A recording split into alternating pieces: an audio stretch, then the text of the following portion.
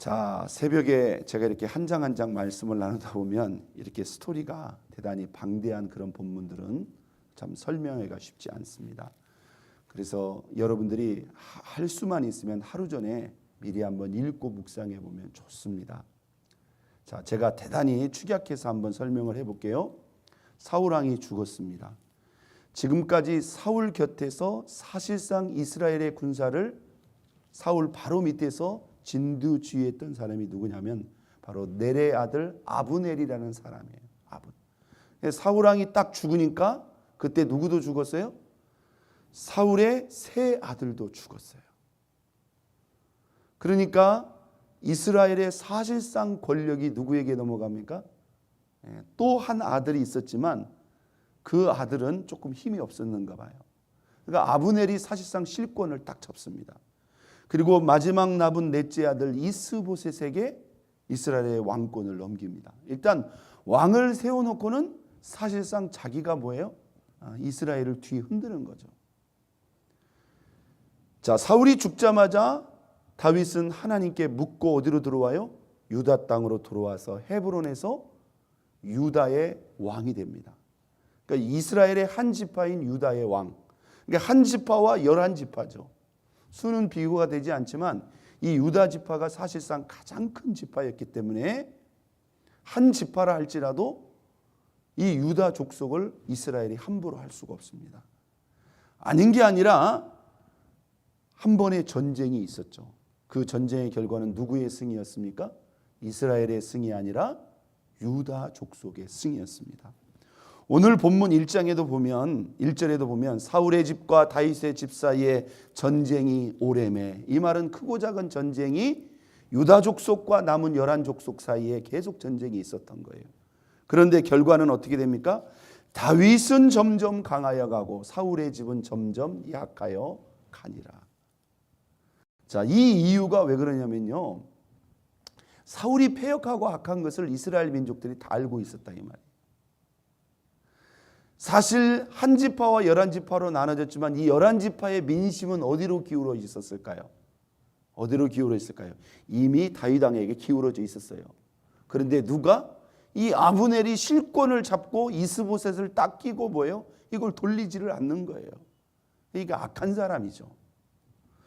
우리가 오늘 이 본문에 보면 이미 이스라엘의 수많은 장로들이 누구를 찾아와서 아브넬을 찾아와 가지고 이야기를 했단 말이에요.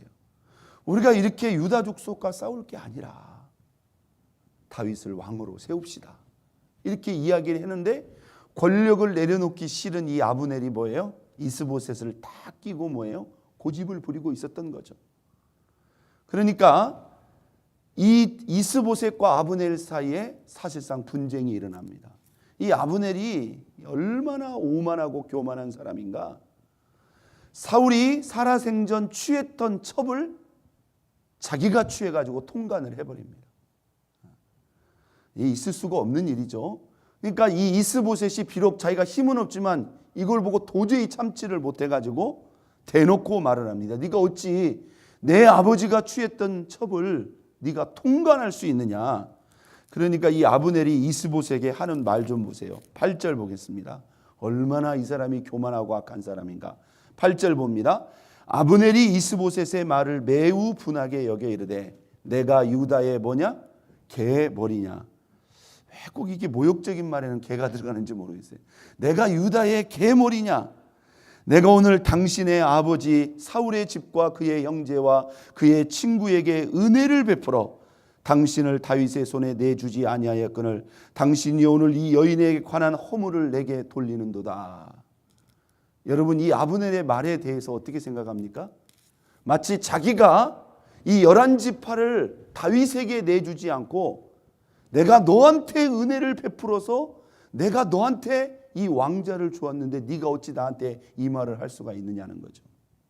여러분, 맞는 말이에요? 틀리는 말이에요? 틀린 말이죠. 이게 여러분 세상 권력자들의 생각과 착각이라는 거예요.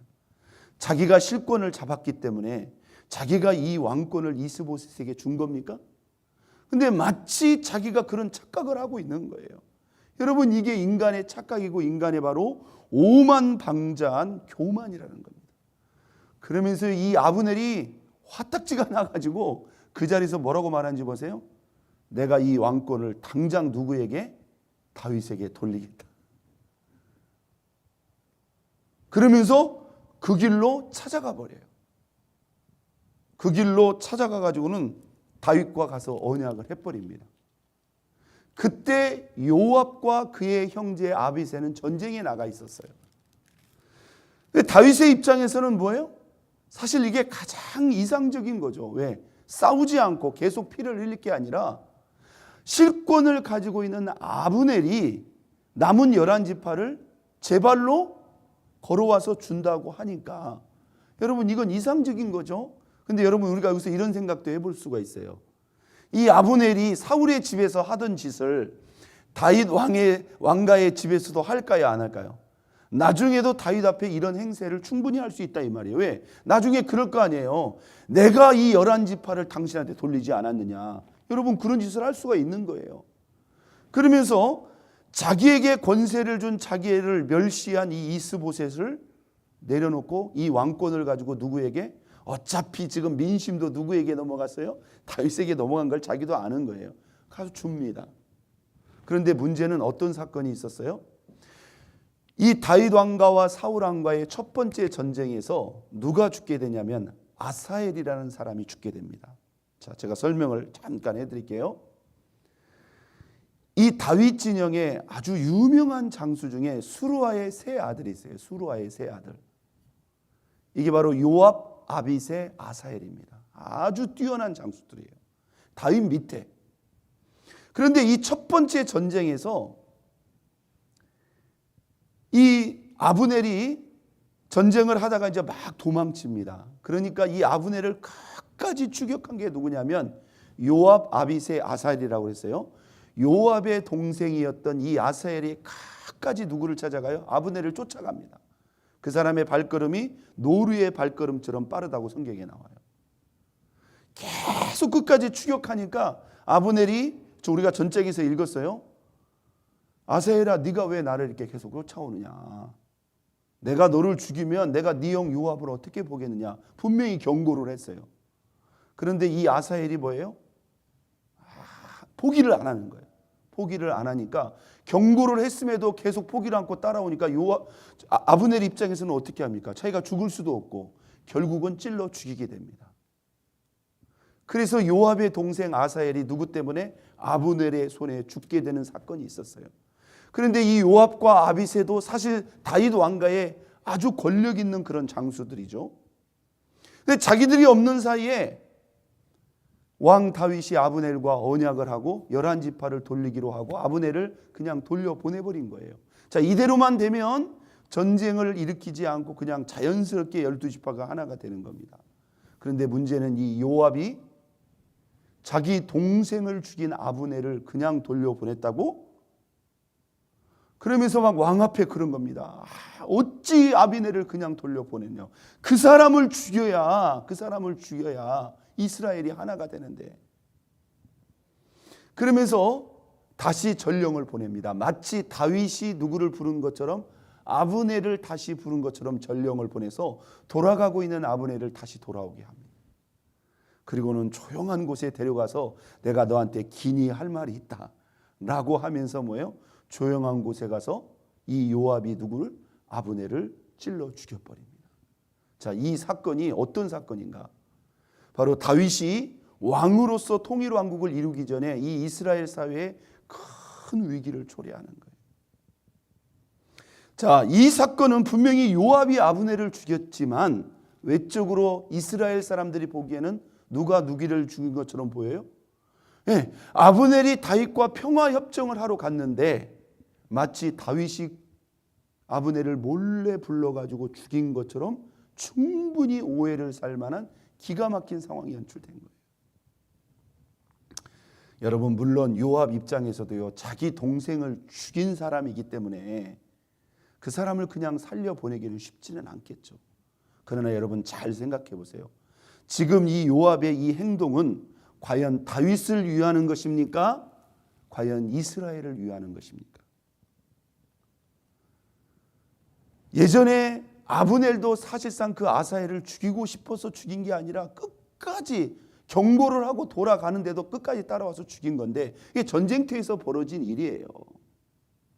물론 자기 동생을 죽인 그런 악심이 있을 수는 있지만 지금 여러분 뭘 먼저 생각을 해야 돼요?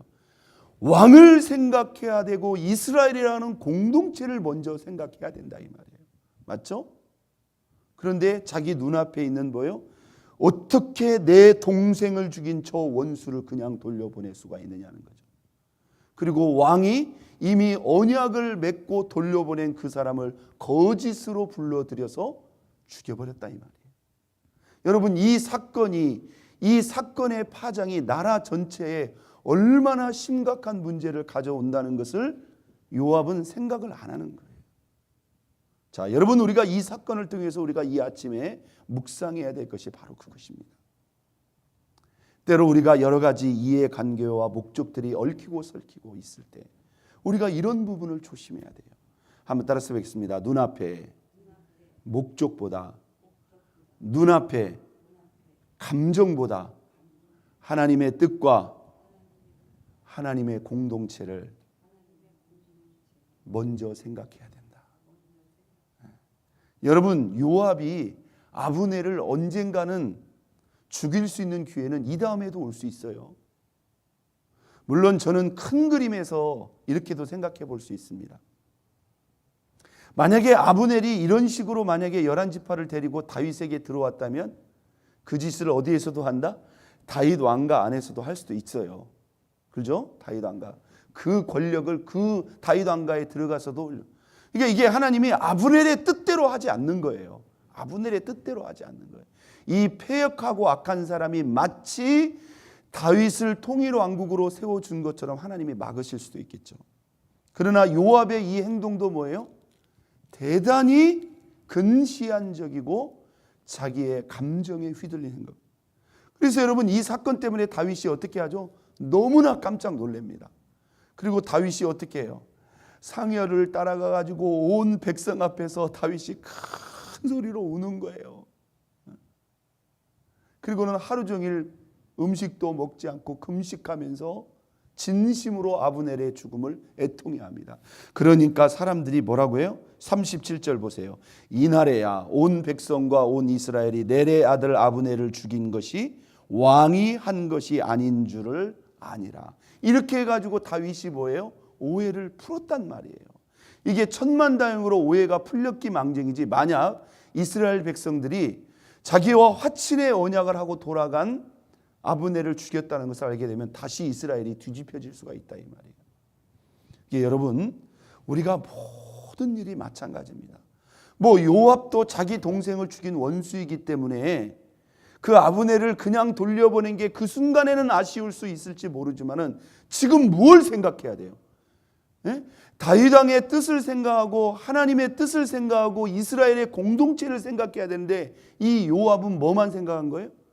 예, 눈앞에 자신의 이 감정, 자기 동생을 죽인 그 원한과 복수심, 이걸 하나를 내려놓지 못하고 당장에 불러다가 죽인 거예요.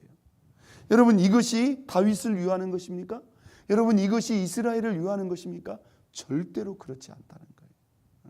그래서 이스라엘 전체를 갖다가 잘못하면 큰 전쟁에 부딪히게 하는, 뭐 하나님이 여러 가지 방법을 사용할 수 있겠습니다마는 결국 이렇게 해서 아브넬은 죽게 되고 오해를 풀고 이스라엘 민족이 다시 하나님 앞에 돌아오지만 요압의 이 행동은 다윗에게 엄청난 위기와 오해를 가져왔어요. 여러분 다윗이 이 소식을 듣고 이 요압에 대해서 뭐라고 말하는지 한번 보세요. 자, 28절 봅니다. 그 후에 다윗이 듣고 넬의 아들 아브넬의 피에 대하여 나와 내 나라는 여호와 앞에 영원히 무죄하니 그 죄가 요압의 머리와 그의 아버지의 온 집으로 돌아갈지어다. 그리고 뭐라고 말합니까? 요압의 집에서 백탁병자나 나병 환자나 지팡이를 의지하는 자나 칼에 죽는 자나 양식이 떨어진 자가 끊어지지 아니할지로다. 사실상 뭐예요? 요압과 그의 집안을 다윗이 대놓고 저주를 해버립니다. 그만큼 다윗이 뭐예요? 이 사건을 엄청난 충격으로 받아들여요. 다윗의 입장에는 그냥 다 된 줄 알았는데 뭐예요? 이게 요압 한 사람의 그 감정 때문에 다 무너져 버린 거죠. 그리고 39절을 보겠습니다. 내가 기름 부음을 받은 왕이 되었으나 오늘 약하여서 스루아의 아들인 이 사람 누굴까요? 바로 요압과 그의 동생 아비새입니다. 이 사람들을 제어하기가 너무 어려우니 여호와는 악행하는 자에게 그 악한 대로 갚으실지로다. 요압의 행위를 두고 지금 하는 말이에요. 요압의 행위를 두고. 자, 여러분, 우리가 뭐 이런 똑같은 상황이 있을 일은 없겠습니다만은 우리가 이 아브넬과 요압의 이 사건을 통해서 이 새벽에 묵상하고 생각해야 될 부분, 때로 우리가 수많은 갈등과 시험 속에 우리의 감정과 마음이 상하고 또 우리의 마음이 괴로운 그런 상황도 있지만 어떤 순간에도 무엇을 생각해야 되는가? 눈앞의 목적이나 감정이 아니라 하나님의 뜻과 하나님의 공동체를 먼저 생각하고 분별하는 그런 은혜가 있어야 될 줄로 믿습니다. 그래서 저와 여러분이 하나님의 뜻을 받들고 또 하나님의 그 계획과 목적을 이루는 저와 여러분 모두가 될 수 있기를 예수 그리스도의 이름으로 축원드립니다.